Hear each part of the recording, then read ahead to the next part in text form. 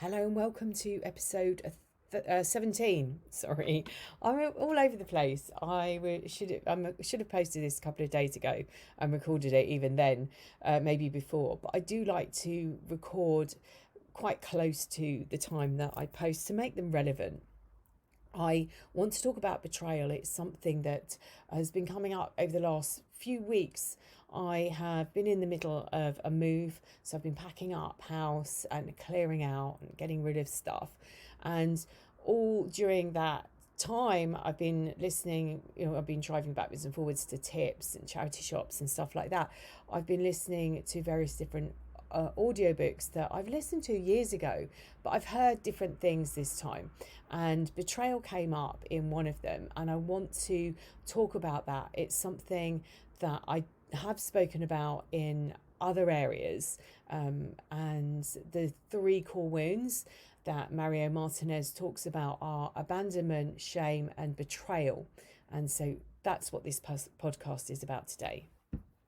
Welcome to the MINDFUCKERY podcast. I'm your host, Elizabeth, author of Finding Lily and the A to Z of emotional abuse. I'm here to remind you that love should be unconditional. Divorcing emotionally is life-changing, and that you have a duty of care to yourself. Each week, I will discuss some of the terms you may hear along this journey, and I will help you understand and process what's happening. I will help you find the best habits as you start to take back the control of your own life and learn the tools to heal on a deeper level, becoming the best version of yourself.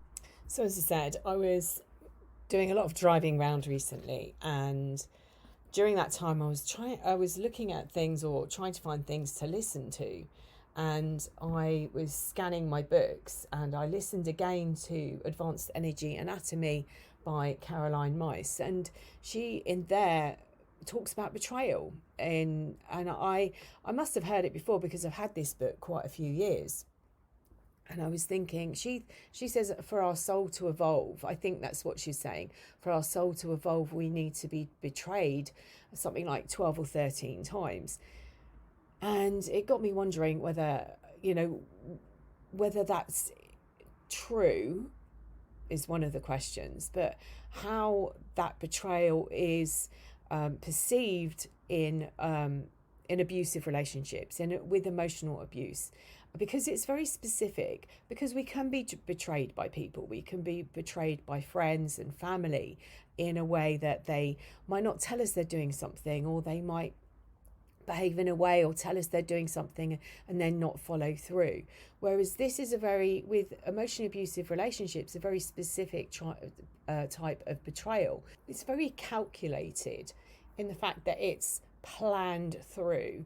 So the abuser knows exactly what they're doing in the way of the end result and what they want.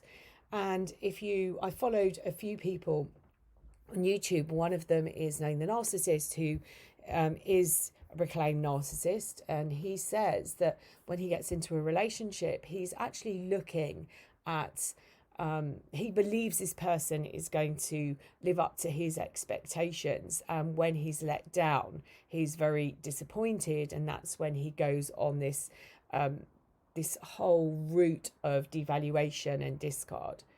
And for him, because the person in the relationship hasn't lived up to his expectations, he believes they're at fault because they haven't lived up to the expectations. So this is where the not taking responsibility. On Wikipedia, the definition of betrayal is the breaking or violation of a presumptive contract, trust, or confidence that produces moral or psychological conflict within a relationship amongst individuals, between organisations, or between individuals and organisations. Often betrayal is the act of supporting a rival group, or it's a complete break from a previously decided upon or presumed norms by one party from the others.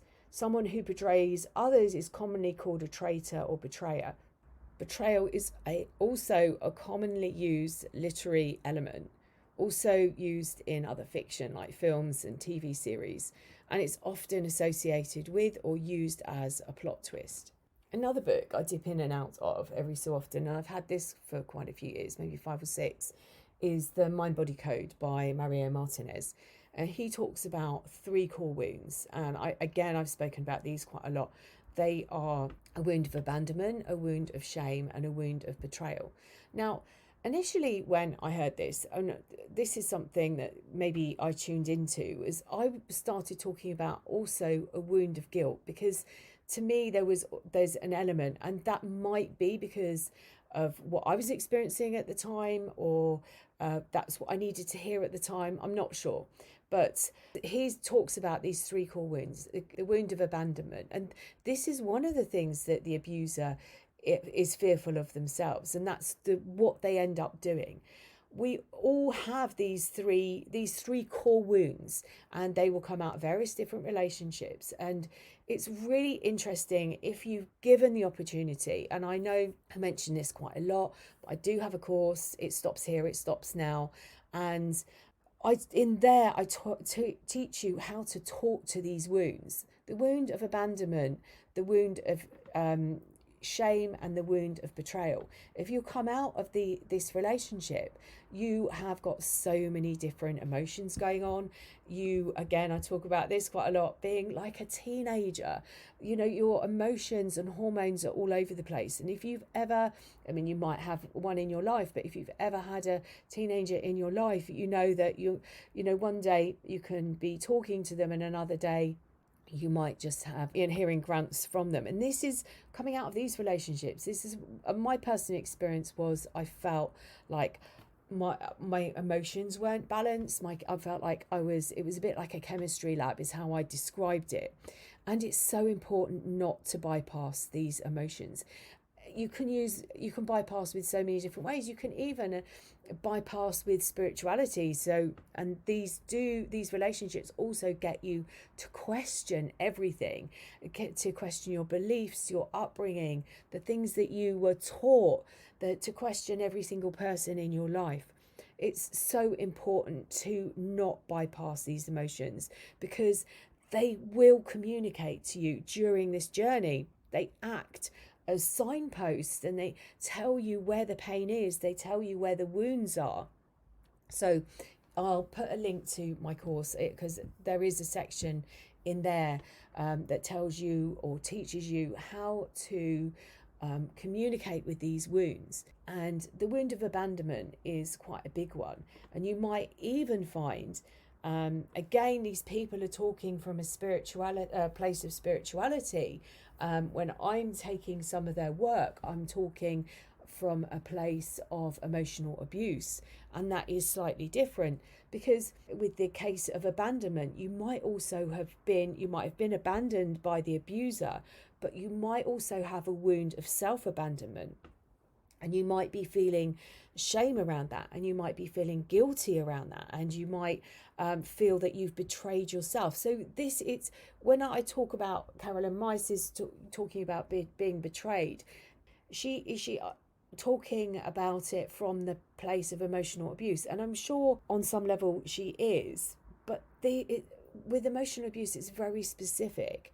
So it's really interesting to sort of take a step back if you can. And this is why it's so important to use the tools which are free to us to ground. And I'll do this at the end, because I love to give, I really want to help people and to give you the tools to kickstart you on your journey. But to ground and to breathe and to have these honest conversations. Grounding will bring you back into your body. And what's happening is this chemistry overload. You've got these clashes of emotions going on within you. It's so hard to know what's the truth, what's a lie, because over that period of time, and it honestly doesn't matter whether you've been in a relationship 3 months, 3 years, 30 years, it really doesn't matter. The programming that happened is horrific, and you don't know with the gaslighting what's the truth. Another one is triangulation. I'm absolutely convinced gaslighting is number one favourite tool. Triangulation is number 2. Creating these emotions within you, manufacturing them as in they're not real. These situations are you're now perceiving. They're not real. And but you don't know now what's the truth and what's not the truth. So by being in your body and coming out of your head, you're able to see what's going on. You're able to see the abuse for what it was. For me personally, I like to understand how things work, why they work. It's just how my mind processes things. I used to have this sales manager when I was in sales in my 20s, and we used to spend the day together every few months. And right at the end of the day, not after the call, at the very end of the day, he used to tell me all the things that I'd done wrong. And this turned into a bit of a pattern. And then one day I said to him, "That's great, but you don't actually tell me what I should be doing." I was a bit shocked because I'd taken on a sales area and had very little training, which I think worked in my favour. I'd taken it on, it was turning over 63% of its target when I got it, and I was consistently hitting 120 to 141%. And so for me, I really struggled to understand what I was doing wrong. The reason I'm saying this, how can I fix something if I haven't been told how to, or I haven't been given the tools to do that? And this is the same with you. How can you fix something if you don't know how to fix it?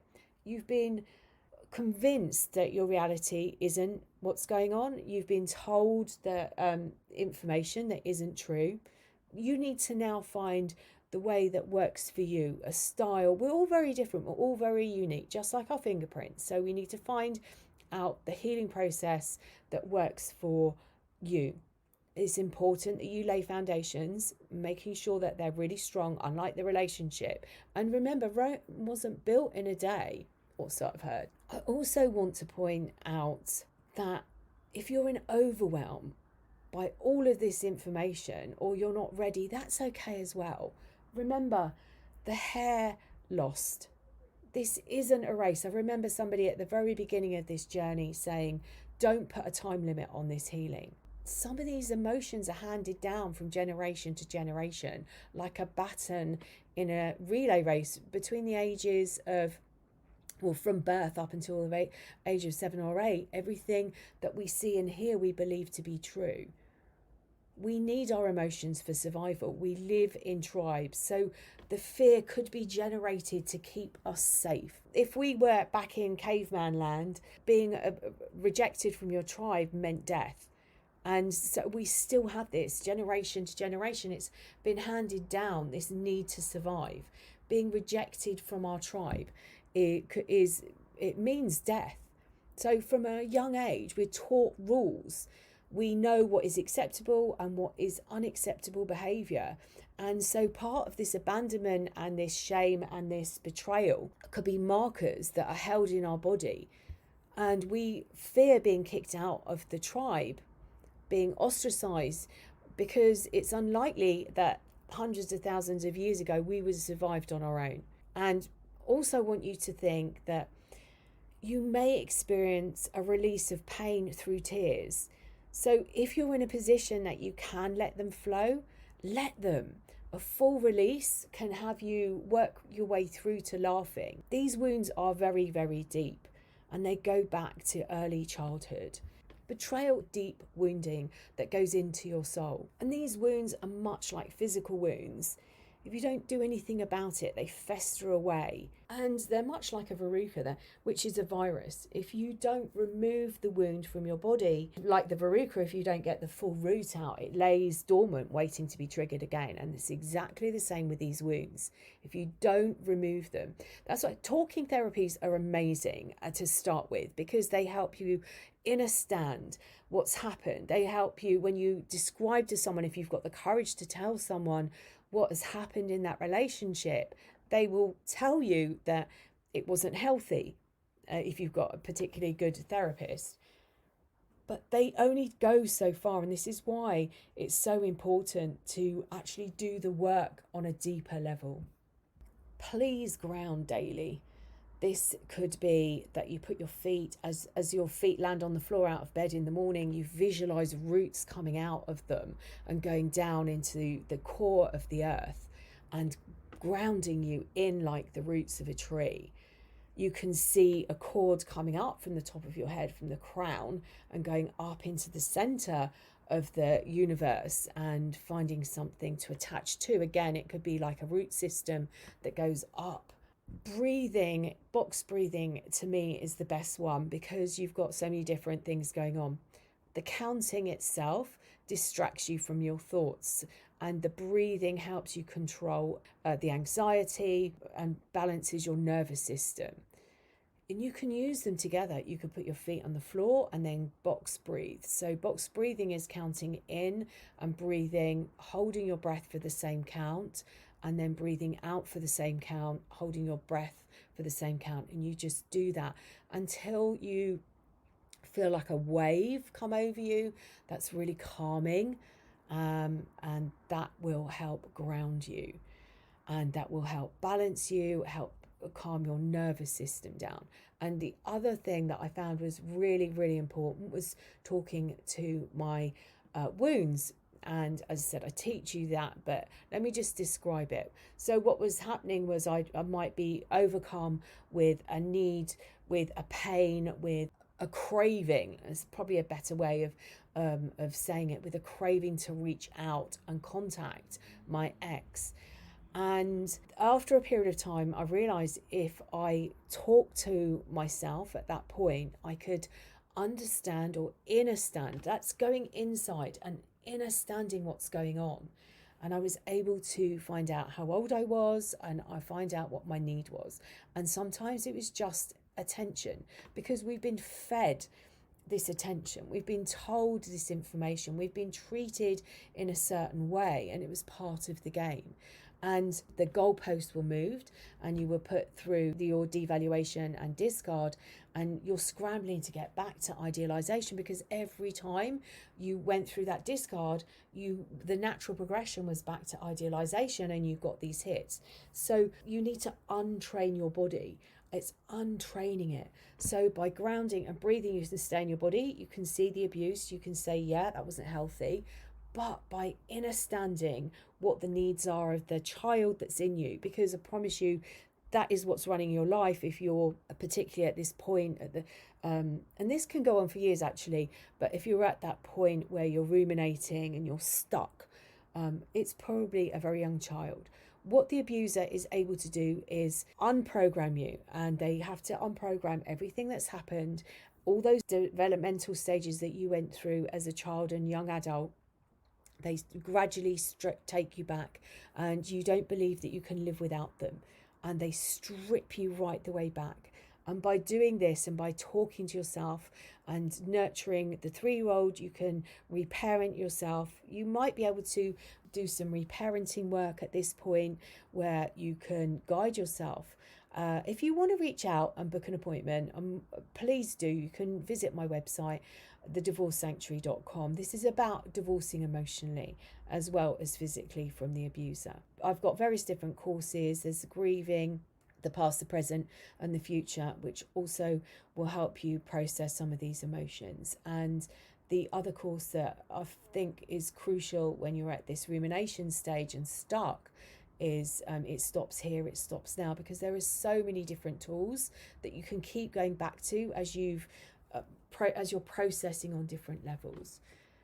Betrayal is something that you have experienced, and it is so painful, along with abandonment and along with shame. So you can ask yourself, what am I experiencing? Ground yourself, ask yourself, what is this? How old am I? What is the emotion that's going on? And talk to that wound. That's the most crucial point. Talk to the wounds and find out what they need. I hope you found this useful. As I said, talking therapies are amazing. They help you process, they help you understand and understand what happened to you. And then you need to go in and heal the wounds. Please don't miss that bit. I'm sending you loads and loads of love until next time.